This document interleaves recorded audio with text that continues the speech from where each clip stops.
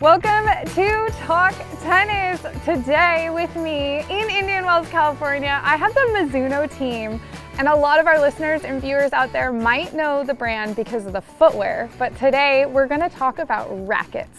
So I'm very excited. I'm gonna have each of them introduce themselves and tell us what your role is with Mizuno. So David, why don't you start us out?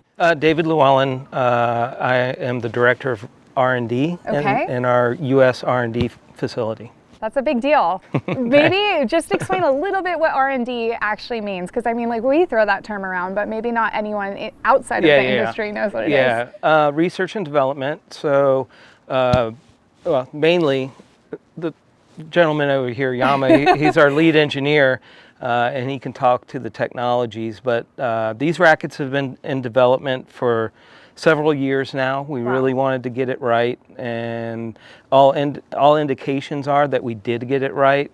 We did some great testing today with you guys and confirmed some stuff with the Trackman.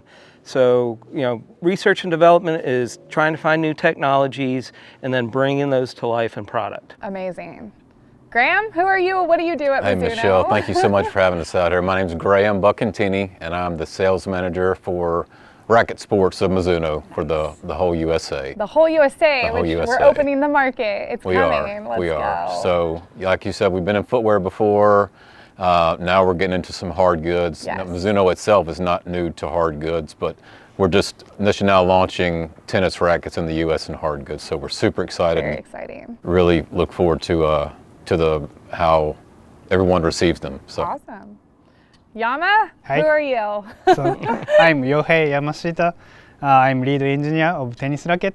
So yeah, we developed new rackets. So then we could launch in US. Really exciting now. You're the brains behind these things. He is. Okay, so we are introducing the AcroSpeed and the AcroStrike into the market. Now, I've talked to a few of my friends who are a tiny bit older than me, and they remember when Mizuno rackets were in the US market. So maybe you guys can talk a little bit about the history of the rackets. You guys were kind of alluding to some of the players formerly that were using Mizuno. So yeah, let's hear it. Well, actually, we never completely left the racket market because we've continued to have those primarily in Japan. Right. But these were very much designed for the Western market. Of course, tennis is a global sport, and you've got very similar playing attributes across the globe, but this was a very US-centric design. Definitely have some unique technologies that we can talk about. For sure, yeah. If we want to get into it, I don't know where you guys want to start. If you want to kind of break down some of the technologies or even explain, or I can start, I guess. The AcroSpeed, I remember, when did you last come to the States? We did Trackman. I think that 2024 December. Yes, and we did blacked out play test. Yes, and that's when I first hit this racket and I fell in love with it. So you mentioned this has been in development for a long time, but this is going to be the power silo. We've been gushing about this racket. The sweet spot's massive. The paint job is really cool because it has really nice tech callouts. So maybe you guys can break down some of the tech. And for anyone that is familiar with the shoes, I think there's a similar tech in the racket. Yeah, Energy.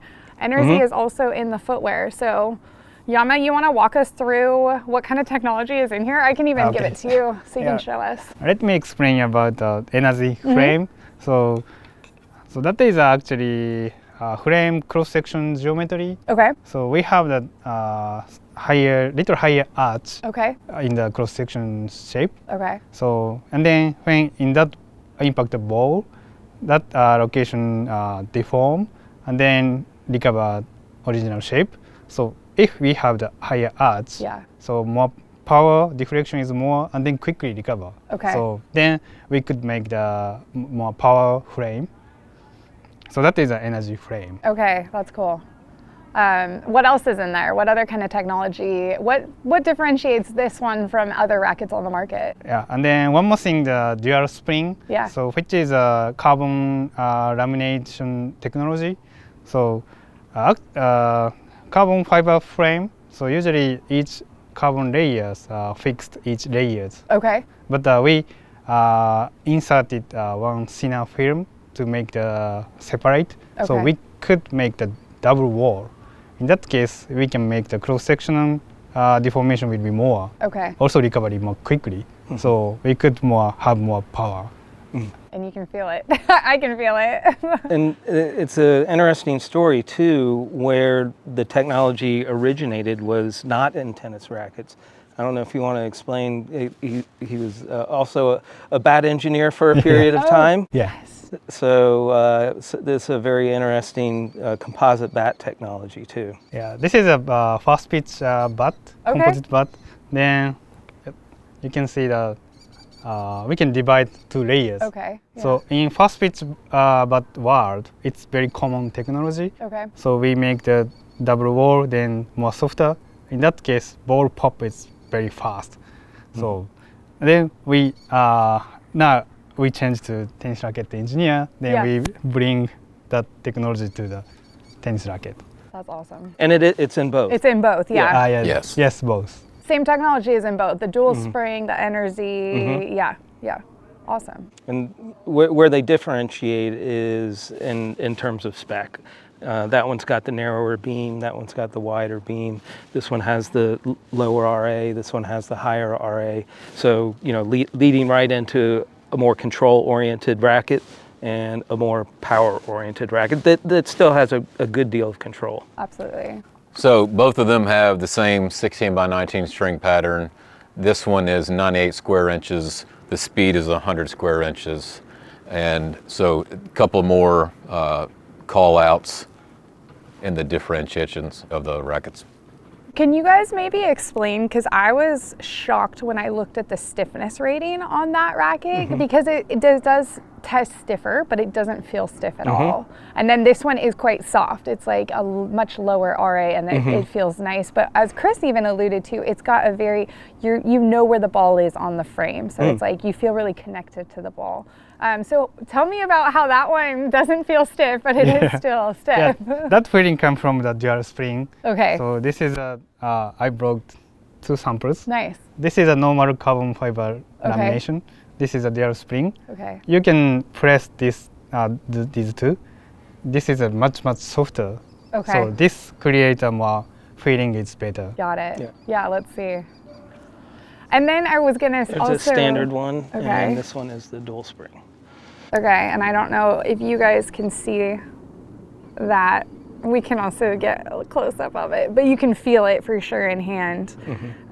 So that's going to give you a little more dwell time as Yeah. well. As it deforms and then springs back, you're going to get some more dwell time out of it. And I mean, I am in this industry and I don't always know the trends, but it seems like dwell time is a trend in 2026. I don't know if you guys are noticing that. Yeah. But, and it's you're on good timing because that racket holds the ball so well. It's so nice. I just want to keep hitting. I love that you guys are using Trackman. I feel like we saw it, Trackman used a lot, like 10 years ago. And then I didn't really notice anyone was using it anymore. And then you came out and that was the first time I had seen it in a while. But maybe we can talk about the Trackman data that we got to see today and if it aligns with other testing that you've done. Well, we actually have company-wide well over 100 Trackman. Oh, wow. We have the bulk of that is for golf. I was going to say, you guys are a golf company also. We also have Trackman baseball, and we also have Trackman tennis. Okay. So we're a very good customer Yes. of Trackman, Yeah. and we trust the data. Their radar technology is second to none. Okay. So when you guys were hitting and Yama was taking all the data, we could clearly see the playing attributes of the AcroSpeed and the playing attributes of the AcroStrike, where the ball was going faster. And with the strike, it did have more spin. So actually that's something that we should probably talk about too, is the spin technologies. Yeah, they let's both have unique spin technologies. And then we focused like a player testing. So also we are doing a lot of tons of the lab testing. I believe and then it. we could find a good result. But the lab testing is not enough for the players. So next step is using Trackman, then check data so player can feel. So in the development phase, so Mizuno focus everything. Then we finish to develop then launch.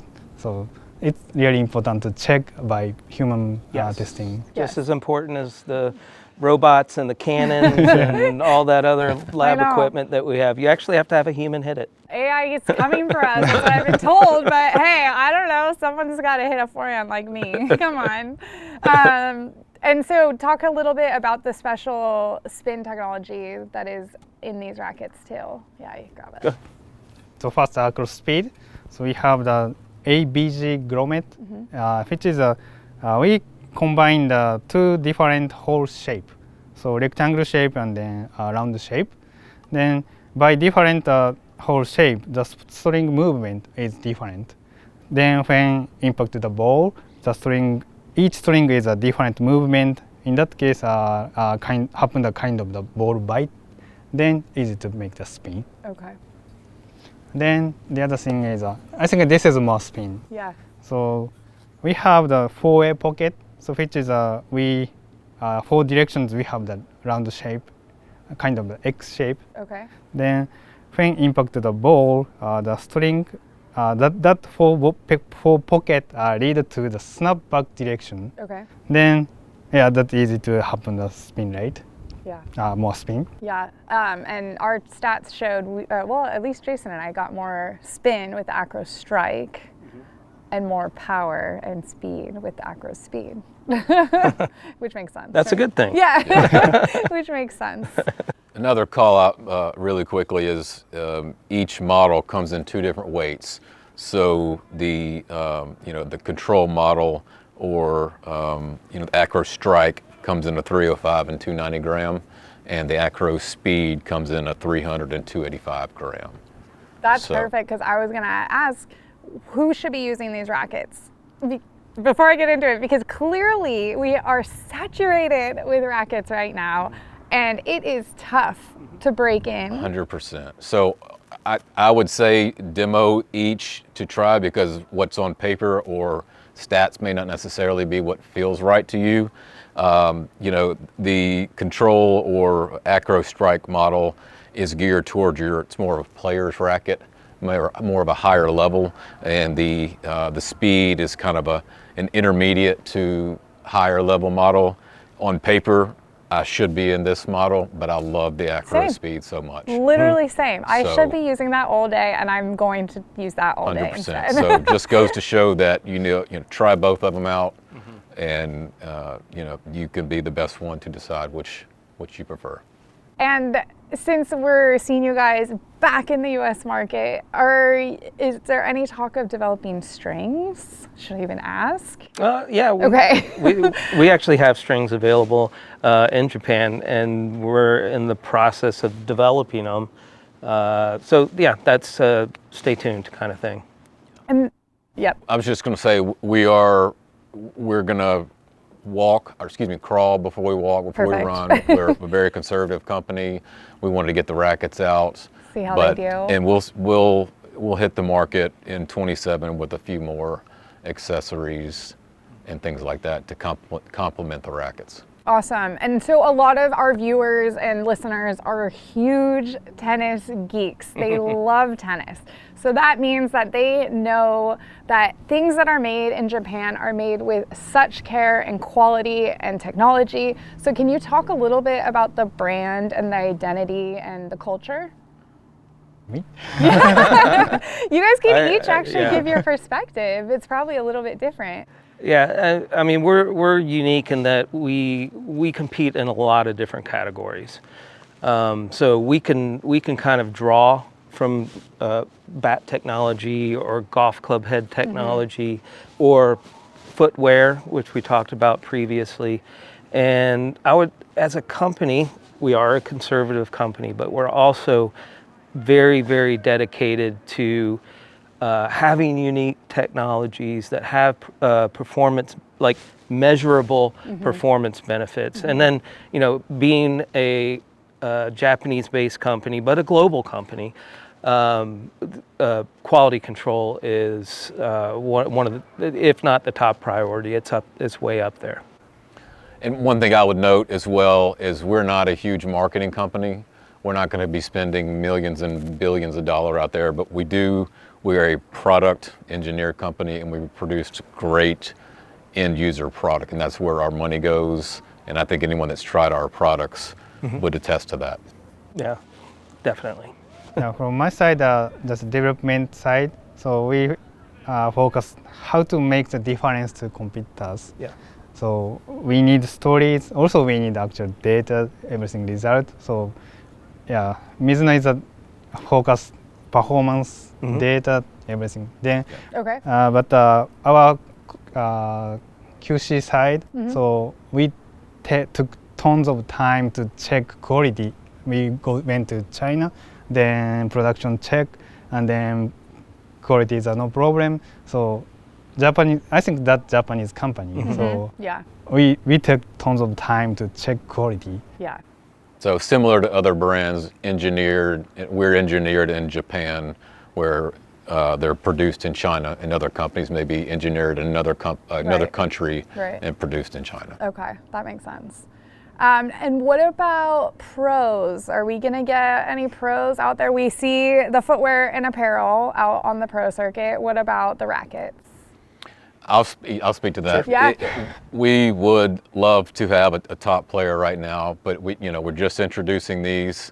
As I said, we're going to crawl before we walk. Smart. But I think you will see some players in the near future hitting Mizuno on tour. Nice. I'll just leave it at that. That's exciting. Leave it at that.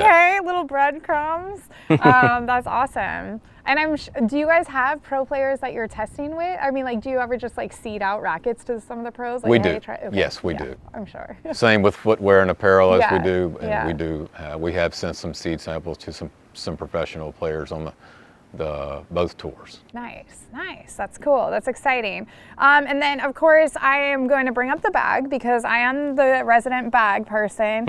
It's such great quality. Our viewers, our watchers and listeners, they know gear. And the second you see this bag, it's obviously well made. The inside has the different compartments and like the sleeve for the racket. So can you talk a little bit about what makes this bag so special? I can point out a few things. Yeah.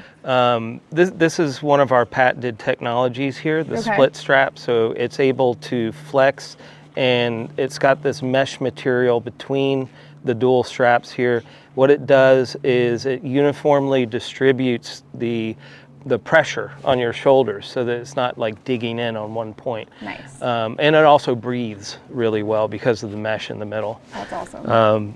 This is also the outer is 100% PU leather. Okay. Which you don't see that a whole lot No. anymore, and Yeah. it just kind of speaks to the quality of it. Yeah, it just kind of gives like well-made, high-tech. It matches the rackets for sure. Cool. Is there anything else that we need to know about these rackets? Hopefully this comes out right when these rackets launch, so we're going to encourage everyone to demo. So we have more. Yes, more Technology. tech. Let's go. Tell us all the tech. That's why we're we here. pack them full of Yeah, technology. yeah, So first, AcroSpeed. yeah. So side area grommet hole shape, everything rectangle shape. So we call the booster grommet. Okay. So in that rectangle shape, the string movement it goes straight. In that case, the ball reaction moving goes straight, which means make more speed. So AcroSpeed has speed That's why I like it. grommet too.